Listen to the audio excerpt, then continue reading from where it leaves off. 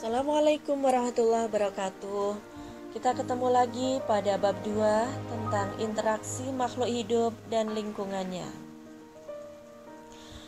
Pada bab ini kita akan berbincang tentang lingkungan, tentang ekosistem, saling ketergantungan, dan juga pola interaksi.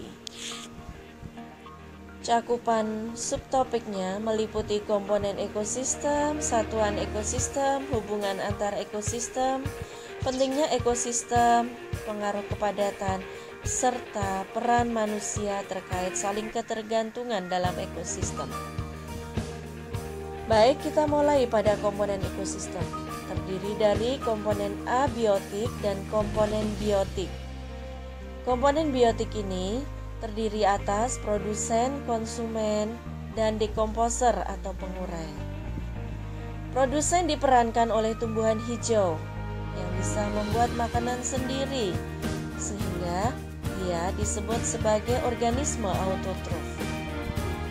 Proses pembuatan makanan dilakukan melalui reaksi fotosintesis.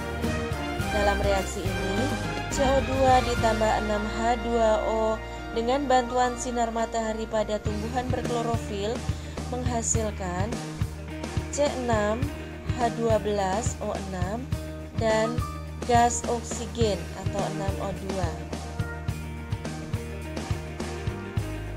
Hanya saja tidak semua makhluk hidup memiliki klorofil, sehingga ia pun tidak bisa membuat makanan sendiri atau berfotosintesis. Sebagai contoh, tali putri. Yang kedua adalah kelompok konsumen, disebut sebagai organisme heterotrof.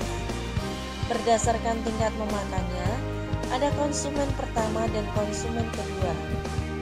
Konsumen pertama yang langsung makan dari produsen, sementara itu konsumen tingkat 2 adalah yang makan dari konsumen tingkat pertama. Sementara berdasarkan jenis makanannya, konsumen sebagai organisme heterotrof dibagi menjadi herbivor atau pemakan tumbuhan, karnivor pemakan daging, serta omnivor pemakan segalanya. Kelompok yang ketiga adalah pengurai atau dekomposer. Pengurai ini biasanya golongan jamur dan bakteri. Mereka tidak dapat membuat makanan sendiri, dan mereka memperoleh makanan dengan cara menguraikan dari makhluk hidup. Lalu satuan-satuan ekosistem. Individu sebagai makhluk hidup tunggal, apabila berkelompok mendiami suatu tempat tertentu, disebut populasi. Populasi dipengaruhi oleh adanya kelahiran atau natalitas, serta mortalitas, dan emigrasi.